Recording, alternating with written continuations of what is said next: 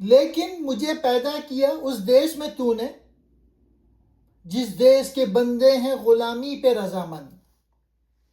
اقبال یہاں قوم کی غلامی کی نفسیات پر طنز کر رہے ہیں۔ غلامی صرف سیاسی نہیں بلکہ ذہنی اور روحانی بھی ہوتی ہے۔ جب لوگ غلامی کو قسمت یا حقیقت مان کر اس پر مطمئن ہو جائیں تو پھر کوئی بھی پیغام انہیں جگانے میں ناکام رہتا ہے۔ یہ ایک شکایت ہے جو اقبال اللہ تعالیٰ سے کر رہے ہیں۔ وہ کہتے ہیں کہ میرا پیغام خودی، توحید، آزادی اور اسلامی بیداری کا پیغام جو کہ بہت طاقتور ہے، یہاں تک کہ مردہ حالات میں بھی لوگ اس سے متاثر ہوتے ہیں اور امید پاتے ہیں۔ مگر افسوس کہ تو نے مجھے ایسے دیش میں بھیجا جہاں لوگ نہ صرف غلامی میں مبتلا ہیں بلکہ اس غلامی پر خوش اور راضی بھی ہیں۔ وہ اپنی زنجیروں کو گلے لگائے بیٹھے ہیں، آزادی کی تڑپ نہیں رکھتے۔ یہ شعر آمریت کے خلاف، عوامی حقوق کے حق میں اور طاقتور طبقے کی زیادتیوں کے خلاف کھلی بغاوت ہے۔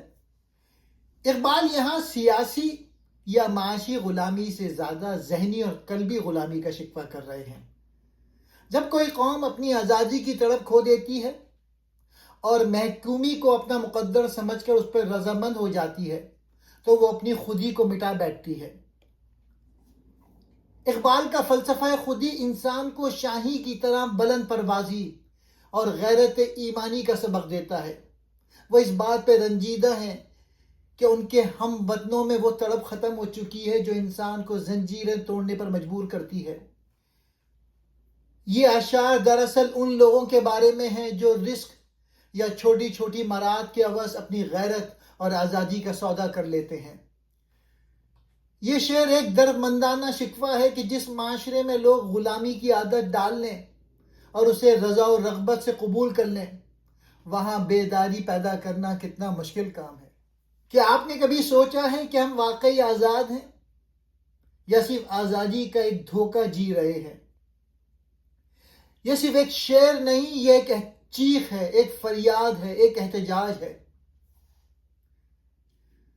اصل مسئلہ زنجیریں نہیں ہوتی، اصل مسئلہ وہ ذہن ہوتا ہے جو زنجیروں کو قبول کر لیتا ہے۔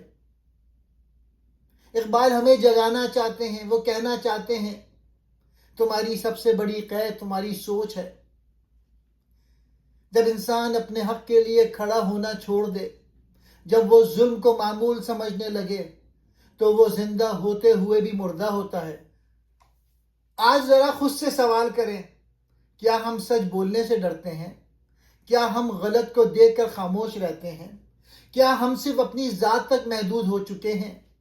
اگر جواب ہاں ہے تو ہم بھی اسی غلامی کا حصہ ہیں جس پر اقبال رو رہے تھے۔ یاد رکھیں، آزادی صرف جسم کی نہیں ہوتی، آزادی سوچ کی ہوتی ہے، ضمیر کی ہوتی ہے۔ اگر آپ واقعی آزاد ہونا چاہتے ہیں تو سچ کے ساتھ کھڑے ہوں، ظلم کے خلاف آواز اٹھائیں، اپنی سوچ کو آزاد کریں، ورنہ ہم بھی اس دیش کے باسی رہیں گے جو غلامی پہ رضامند ہے۔